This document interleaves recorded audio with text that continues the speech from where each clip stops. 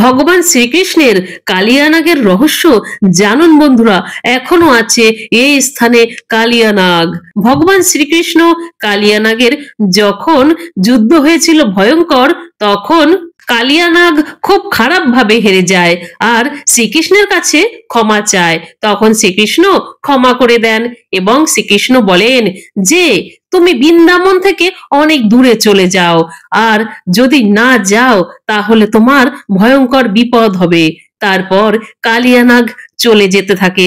আরো বলেছে শ্রীকৃষ্ণ, যদি তুমি যেতে যেতে পিছনে ফিরে তাকাও সেখানেই তুমি পাথরে পরিণত হয়ে যাবে। এরপর কালিয়ানাগ যখন বৃন্দাবন থেকে দূরে এক গ্রাম, জায়েদ গ্রাম, সেখানে পৌঁছায়, শ্রীকৃষ্ণের দেওয়া সতর্কতা ভুলে যায়। পিছনের দিকে তাকানোতে সে স্থানে কালিয়ানাগ পাথরে পরিণত হয়। আর্য মন্দিরটি মথুরা থেকে 20 কিলোমিটার দূরে জায়েদ গ্রামে রয়েছে।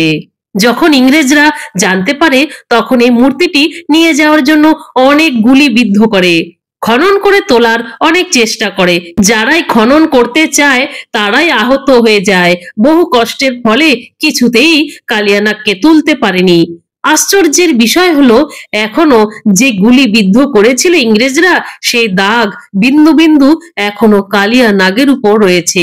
বন্ধুরা, আপনারা পারলে বৃন্দাবনে গেলে অবশ্যই দর্শন করে আসবেন। জয় শ্রীকৃষ্ণ, রাধে রাধে।